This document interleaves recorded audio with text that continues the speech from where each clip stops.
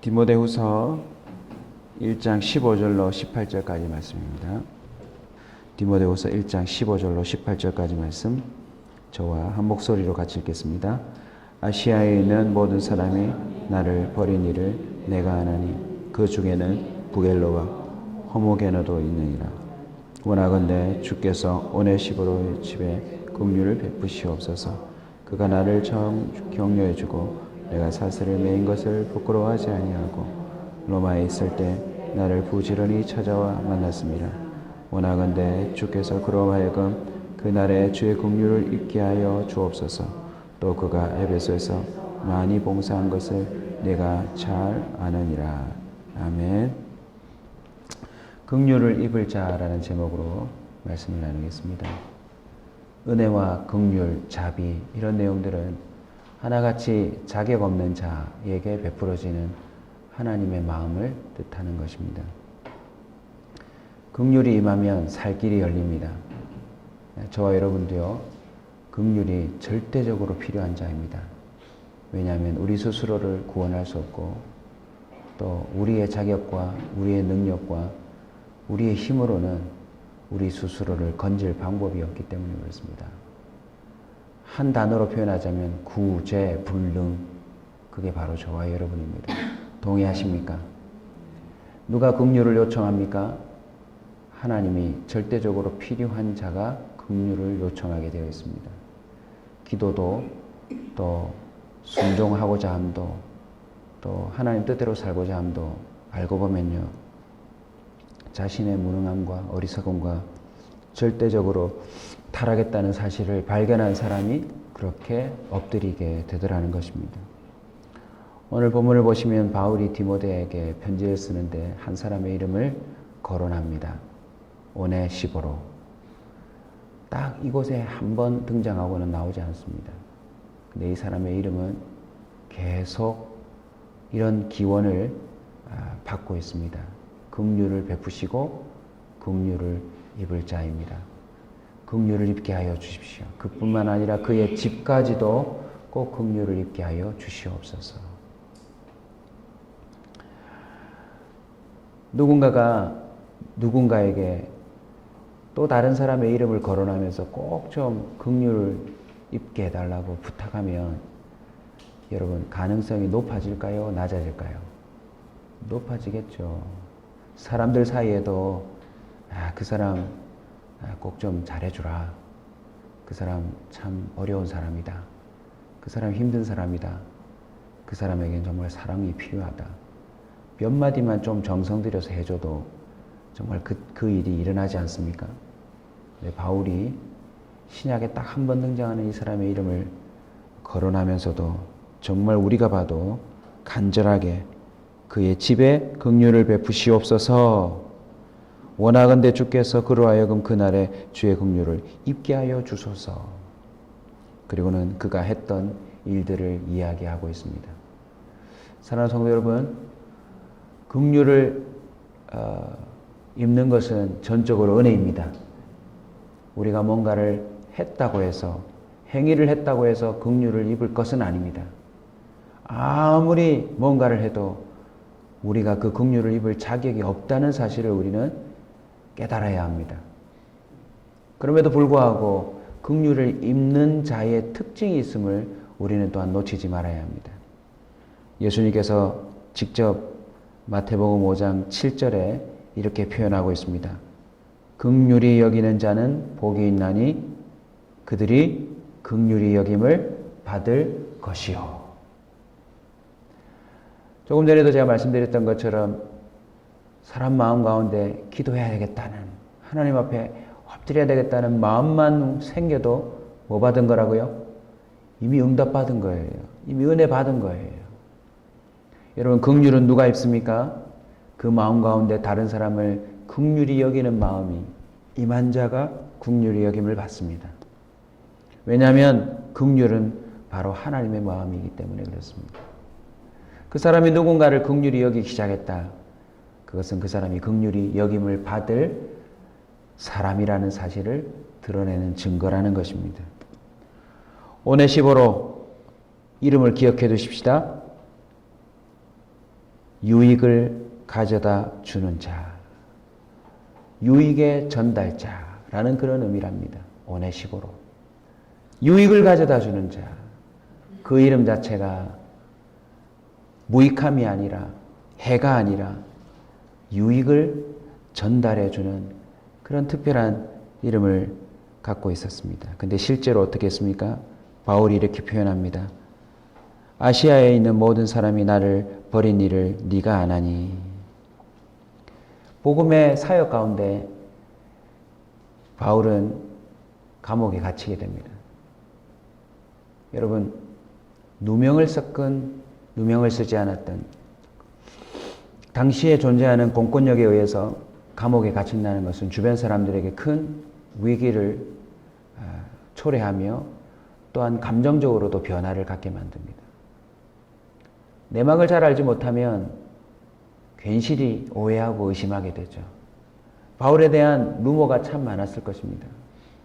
예수님도 십자가에 못 박힐 정도의 형이 결정된 정도로 루머가 돌았으니 바울도 예수님과 동일한 삶을 살았기에 그에 준하는 이야기들이 있지 않았을까요? 더군다나 유대인의 편에 서서 바리새인의 편에 서서 정말 앞잡이 노릇을 하다가 갑자기 180도 달라졌기 때문에 그를 시기하고 질투하고 그를 못마땅해 하는 수많은 사람들의 이야기들이 그 당시에 퍼졌을 것입니다. 그리고는 실질적이고 또 물리적인 그런 핍박과 압박들이 주변 사람들에게도 갔을 겁니다. 너 저 사람하고 거래하지 마라. 바울은 분명히 억울한 핍박을 받은 사람이 틀림없습니다. 그런데요, 나를 버린 사람들이 참 많은데 그 중에 부겔로와 허모게네로라고 하는 사람의 이름이 구체적으로 거론되고 있습니다. 여러분, 성경 곳곳에요, 하나님을 배반한 자의 이름이 명확하게 기록되어 있는데 참 두렵고 떨리는 이야기가 아닐 수가 없습니다. 저와 여러분의 이름이 긍휼히 여김을 받을 이름이 되시길 축원합니다. 아마 바울은 굉장히 속상했나 봐요. 부겔로와 허모게노가 나름 자신과 함께 복음의 사역을 감당하고 지지했을 터인데 어떤 연유로 그들이 돌아섰고 정말 이름을 기록할 정도면 굉장히 그 마음과 태도가 돌변한 것 같습니다. 그럼에도 불구하고 오네시모는 어떻게 했습니까? 다음과 같은 내용들을 바울이 직접 증언하고 있습니다. 자주 격려해 주었대요. 자주 격려해 주었대요. 여기서 격려라는 단어는 시원케 하다, refresh라는 뜻입니다. 잠언 25장 13절에 보면 충성된 사자는 그를 보낸 이에게 마치 추수하는 날에 얼음 냉수 같아서 능히 그 주인의 마음을 시원하게 하느니라. 여러분, 격려는요, 그 사람의 삶을 시원하게 해주는 도구가 된대요. 갈증이 있는 자는 갈증을 해소해주고 또 그 몸에 땀이 범벅되어 있는 사람은 땀을 닦아주는 일이고 스트레스가 있다면 스트레스를 잊어버릴 수 있게 해주고 피로함이 있다면 피로함을 가시게 하는 사람이 된다는 거죠. 빌립보서 2장 27절입니다. 그가 병들어 죽게 되었으나 하나님이 그를 긍휼히 여기셨고 그뿐만 아니라 또 나를 긍휼히 여기사 내 근심 위에 근심을 면하게 하셨느니라. 여러분, 근심을 사라지게 해주는 것, 그것만큼 좋은 격려가 없어요. 그 또한 긍휼히 여기는 방법 중에 하나라입니다. 사람들 중에는요, 마음을 힘들게 하는 사람이 있는가 하면 마음을 시원하게 해주는 사람이 있습니다. 저와 여러분이 오네시보로처럼 다른 사람들의 마음을 시원케 함으로 하나님의 마음까지 시원케 하는 자가 되어 보십시다. 오네시보로에 대해 또 이렇게 소개합니다. 부끄러워하지 아니하고, 내가 사슬에 매인 것을 부끄러워하지 아니하고. 바울의 능력 대단하지 않았습니까? 바울의 복음, 정말 예수 그리스도의 복음을 있는 그대로 재현하는 듯 충성스러운 사람이었는데 그가 사슬에 매이자 많은 사람들이 부끄러워했대요. 저와 여러분은요, 이러저러한 형편 가운데서 그 사람과의 관계, 그 사람과의 의리, 그 사람과의 그 신앙의 교류함을 끝까지 지킬 수 있는 인내가 있기를 주의 이름으로 축원합니다. 남이 뭐라고 하든지 간에 그 사람 자체의 구원을 생각하면 이렇게 할 수 있어요. 그 사람 자체의 구원을 생각하면. 로마서 9장 18절입니다. 그런즉 하나님께서 하고자 하시는 자를 긍휼히 여기시고 하고자 하시는 자를 완악하게 하시느니라.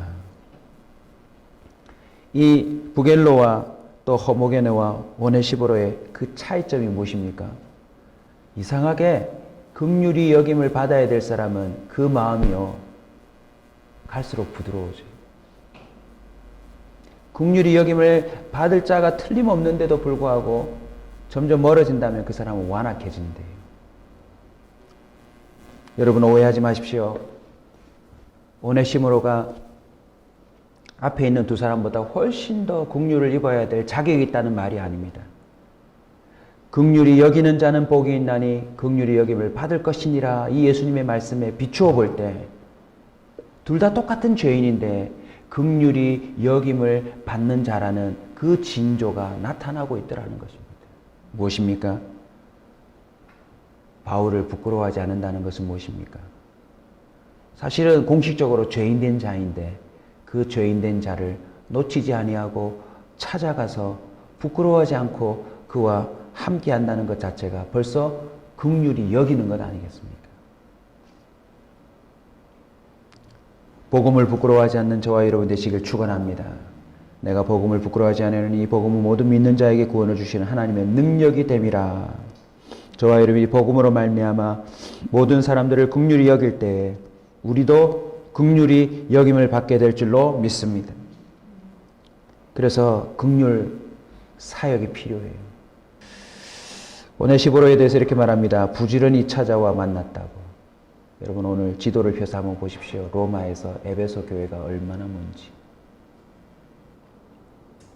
거리도 거리고 지금 형편도 형편이고 이제는 될 수 있으면 안 보는 사이가 돼야 되고 잊어야 되고 그냥 잠시 제쳐둬야 될 사람인데 오네시보로는요 바울을 부지런히 찾아와 만나 주었대요. 바울은 그게 자신이 느꼈던 하나님의 긍휼이었다고 생각할 것입니다.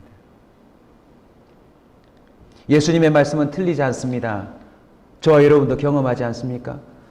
나를 찾아와 주고 격려해 주고 나를 다른 사람은 다 이렇게 생각하는데 그렇게 생각하지 않고 부끄러워하지 않고 격려해 주고 또 하나님의 뜻대로 살으라고 위로해 줄 때에 우리는요 그 사람의 그러함을 하나님의 긍휼로 여겨요. 히브리서 10장 24, 25절입니다. 서로 돌아보아 사랑과 선행을 격려하고 모이기를 피하는 어떤 사람들의 습관같이 하지 말고 오직 권하여 그날이 가까움을 볼수록 더욱 그리하자. 말세 때 오네시보로가 필요합니다. 사람들의 왕래는 교통이 발달하여 점점 빨라졌을 뿐만 아니라 이제는 SNS 때문에요. 아예 가지 않고서도 너무나도 왕래가 빨라졌는데 안타까운 건요. 이런 만남이 사라지고 있어요. 이런 만남이 사라지고 있어요. 저와 여러분의 오늘 이 말씀을 통하여서 도전해야 될 것이 있습니다. 긍휼을 일으키는 겁니다. 긍휼을 일으키는 것. 에베소에서 오네시보로는 많이 봉사했다라고 기록하고 있습니다. 이 말이 무슨 의미입니까? 오네시보로는 바울에게만 이렇게 한 게 아니다. 바울에게만 이렇게 한 게 아니다. 만약 바울에게 했다면 이 사람은 특정 인물을 사랑하는 사람이겠죠. 유익을 전달하는 자. 저와 여러분의 닉네임이 되어도 좋겠습니다. 우리 교회에 오네시보로 사역이 생겨도 좋겠습니다. 로마서 우리 9장 18절 다시 한번 읽어드리겠습니다. 그런즉 하나님께서 하고자 하시는 자를 긍휼히 여기시고 하고자 하시는 자를 완악하게 하시니라.